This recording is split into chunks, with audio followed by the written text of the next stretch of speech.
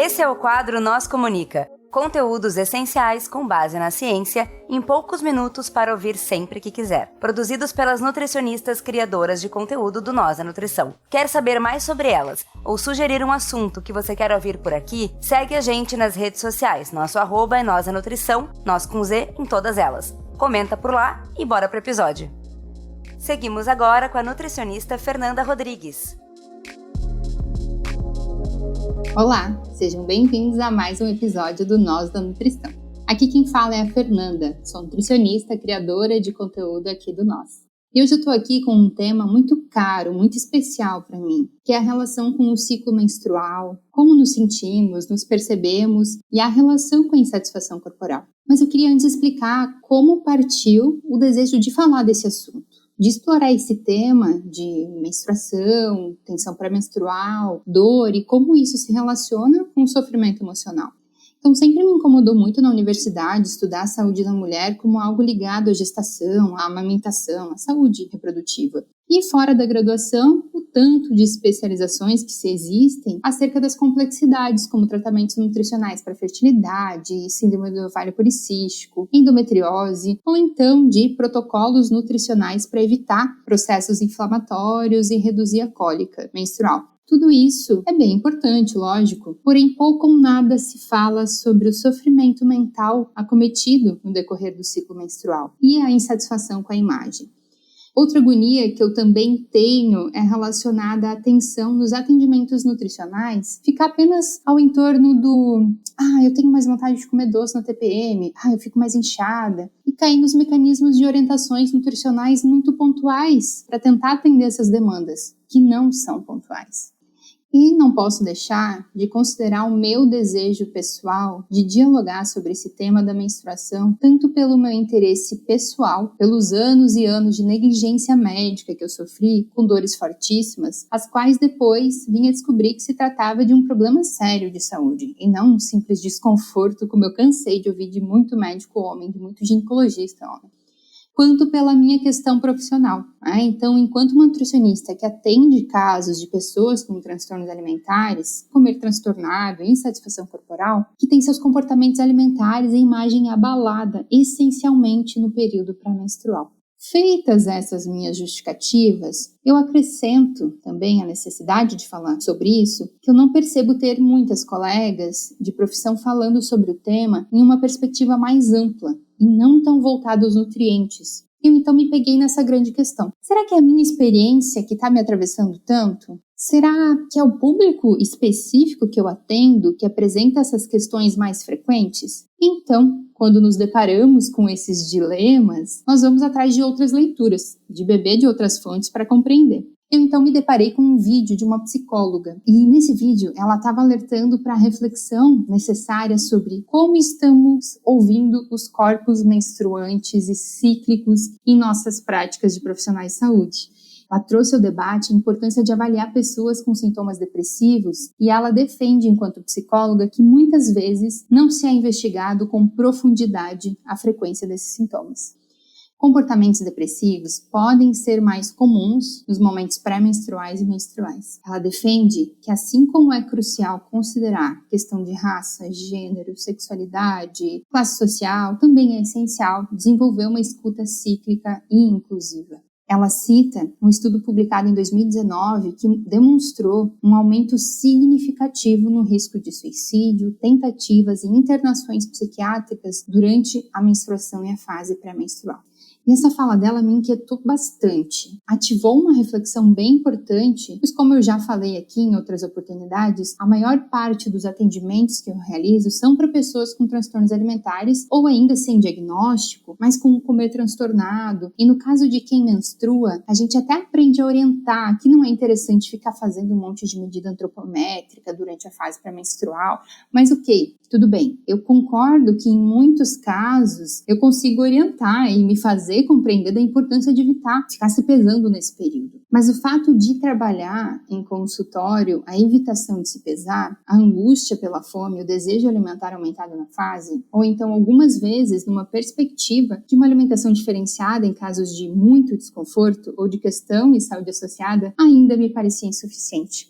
E não só para quem tem distorção ou insatisfação com a sua imagem. Sabe quando parece que você sabe que tem algo mais ali para ver, mas não sabe explicar? É lógico, eu sou nutricionista. Ainda que na terapia nutricional se investigue e se construa diversos elementos visando a melhoria da relação com a comida e com o corpo, eu não sou uma psicóloga. Eu trabalho com saúde mental de alguma forma, mas não é uma psicoterapia. Ainda que a visualização de saúde seja integral, a minha intervenção nutricional não pode nem deve avançar em certos pontos. Porém, isso não anula a necessidade de ler outras fontes, de fazer supervisões com profissionais da mesma categoria que têm mais experiência ou outros profissionais de saúde, de buscar sanar nossas dúvidas ou colocar luz sobre, digamos assim, nossos desassossegos do que ainda não compreendemos, já que estamos em constante formação enquanto sujeitos nas nossas vivências pessoais e profissionais. Então, cruzando as informações do que eu ouço em atendimentos e o que eu encontrei em artigos, quero compartilhar aqui alguns pontos. Quero começar pelo destaque da relação com a autoimagem quando há sintomas como cansaço, aumento do desejo de doces, inchaço e indisposição para a atividade ou exercício físico. O que pode gerar uma dor e ao mesmo tempo uma necessidade de controlar esse peso. Então, uma coisa leva a outra, ocasionando pesagens frequentes, talvez restrições indevidas ou ciclos de compulsões alimentares como processos de recompensa ou até de autopunição pela imagem que está se vendo. Isso tudo pode acarretar uma experiência de perceber a sua imagem de forma negativa. Aquele inchaço natural na região da barriga pode ser interpretado como um ganho de peso. Um cansaço no período que implica na baixa da disposição pode ser interpretado como uma inaptidão para atividade física, ou pior, aquela interpretação que se está tendo uma falta de força de vontade, que muito se ouve e é muito complexa. É algo que a gente precisaria banir do nosso vocabulário, a falta de força de vontade. Isso é muito complicado, a pessoa dizer isso para ela mesma, se colocar nessa situação inferior. Então, eu quero convidar vocês a imaginar uma cena. Então, imaginem que uma pessoa está no período pré-menstrual. Essa pessoa não dormiu bem ou não dormiu o suficiente. Teve que levantar cedo para ir trabalhar. Percebeu maior vontade de comer ao longo do dia. Se percebeu beliscando algumas coisas. Metade da tarde se aproxima e, além do sono que está promovendo um cansaço maior, já que não dormiu o suficiente à noite, começa a sentir a roupa apertando. Talvez ali na cintura. Tá usando aquela calça jeans ali sentada grande parte do dia. Talvez o intestino não deu as caras hoje também, já que é bem comum ele ficar um pouco mais lento, as fezes mais ressecadas no período. E pronto, tá feito o estrago. Então são essas percepções físicas, mais a pressão social e estética. Joga isso numa quarta-feira qualquer, que é ali no meio da semana, né? Ainda está no meio da semana e tem muitas horas de trabalho ainda pela frente, que não vai possibilitar um desfecho diferente, que essa pessoa possa descansar ou possa se acolher de alguma forma para recuperar e para parar de sentir esses sintomas. Vocês conseguiram sentir a cena? Se conectaram de alguma forma? E, gente, para quem não tem esses sintomas, ou para pessoas que não menstruam e estão ouvindo, não é exagero.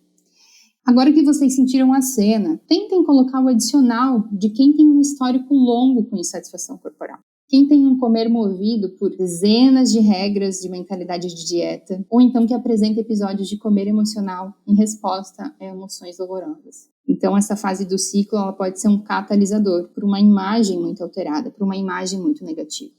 Eu consultei 4 artigos sobre comer emocional, insatisfação corporal, distúrbios alimentares e suas flutuações no decorrer do ciclo. E eles indicam que o comportamento alimentar relacionado às emoções, à insatisfação com o corpo e à preocupação com o peso variam ao longo do ciclo menstrual. Esse estudo foi feito, esses estudos eles foram feitos com mulheres cis.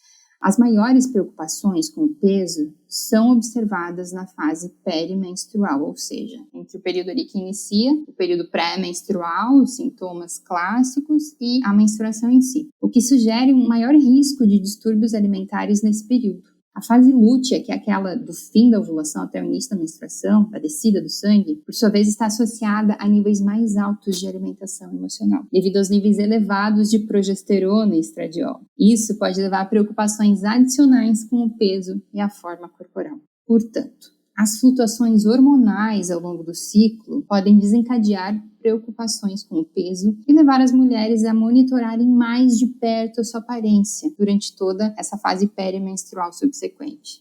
Eu queria aproveitar a oportunidade desse espaço para trazer uma breve reflexão, tá? Que seria sobre a relação das adolescentes com a anorexia e o medo de voltar a menstruar. Nos casos em que o transtorno alimentar pode ser provocado, pode ter provocado uma interrupção da menstruação, então ao voltar a menstruar, a adolescente ela pode interpretar da seguinte forma: bom, se eu menstruei, quer dizer que eu aumentei de peso, que eu ganhei gordura, então eu fracassei. É claro que a depender da idade, do estágio de mudança que a pessoa está dentro da anorexia, do nível de prontidão para o tratamento. Não pode pensar em maior ou menor nível isso. Mas imagine, uma adolescente sente-se desconfortável na TPM, vem a menstruação, a qual pode ser interpretada como uma validação do ganho de peso. Então vai se criando todo um ciclo de desgosto em relação a essa fase. E já que essa adolescente pode ter construído uma memória negativa com essa fase da menarca, por exemplo, aí da primeira menstruação, e aqui eu quero citar uma tese para ajudar a gente nessa reflexão, é uma tese de doutorado apresentada à Faculdade de Filosofia da USP, feita por uma psicóloga que investigou a imagem corporal e puberdade em meninas de 9 a 14 anos. Então, fez uma pesquisa com 222 meninas de 9 a 14 anos no interior de São Paulo e verificou que meninas podem ter maior insatisfação corporal após a primeira menstruação, independente da idade. Se tem 9, 10, 11, 12, 13 ou 14 anos, como era o caso do estudo. Não depende da idade, depende aí do momento em que veio a primeira menstruação e se era associado a um IMC maior, existia uma insatisfação maior ainda. Outra discussão trazida nesse estudo é do desenvolvimento das mamas, que também pode gerar um desconforto e promover em algumas situações um desejo de perder peso. E a gente não precisa ir muito longe, tá? Infelizmente, para entender o porquê, A gente lembra muito bem os comentários que ouvimos ou que presenciamos meninas nessa fase da pré-adolescência, início da adolescência, nessa fase onde aquele corpo infantil passa por mudanças e um maior acúmulo de gordura, crescimento das mamas, e da vergonha que se tem, o desejo de se esconder que se tem nessa fase. E a tese cita outros estudos que verificam que meninas nessa fase podem apresentar um comportamento alimentar voltado para a perda de peso. Muito provavelmente pela vergonha, pelo desejo de se esconder, pela sensação de inadequação, pelo ganho de gordura. E estudos como esse, eles são de uma potencialidade tamanha, pois quando a gente sabe que a prevalência de transtorno alimentar é maior nas mulheres e identificar em que fases da vida isso pode começar a acontecer, é uma potente forma de prevenção. Pensar em políticas públicas, de monitorar. E a questão de ter esses dados sobre essa autopercepção corporal negativa, independente da idade, tem um valor prático, porque entender melhor os fatores que contribuem para a formação de uma imagem corporal negativa pode ser fundamental para o desenvolvimento de programas de saúde preventiva. Gente, eu espero que com esse papo de hoje, profissionais de saúde possam estar mais atenciosos a essas fases. E quem menstrua, tente pegar um pouco mais leve consigo. Eu considero tão necessário compartilhar dados científicos para que não considerem que é besteira ou exagero que está sentindo. São fases. O corpo de quem menstrua é cíclico e não dá para desconsiderar isso. A percepção de imagem muitas vezes se altera sim. E quando vemos que não é uma invenção, um exagero da nossa cabeça, como muito se é dito, abrimos espaços cada vez maiores para diálogos e acolhimentos. Enfim, se você gosta desse tema, comenta nos comentários nas nossas redes sociais, sugerindo assuntos, contando das suas vivências. Outros artigos que eu consultei aqui para esse episódio estarão disponíveis na descrição desse episódio. Se você curtiu e deseja se aprofundar, acesse. Aqui quem falou foi a Fernanda. Se você quiser bater um papo comigo, me segue no @NutriComportamentalFernanda. Segue a gente no Spotify, classifica, dá as estrelinhas, comenta, compartilha. Segue o Nós da Nutrição nas redes sociais, @NósDaNutricão, com Z. E que assuntos você quer ver por aqui? Manda mensagem, comenta no nosso post, compartilha. Vai ser um prazer ouvi-los. Obrigada e até a próxima. É isso aí, pessoal. Vocês ficaram com mais um Nós Comunica. Se vocês querem entrar em contato conosco, vocês nos encontram em todas as redes sociais por @NósDaNutrição, nós com Z, ou vocês podem mandar um e-mail para contato@nósdanutrição.com.br. Abraço, tchau, tchau.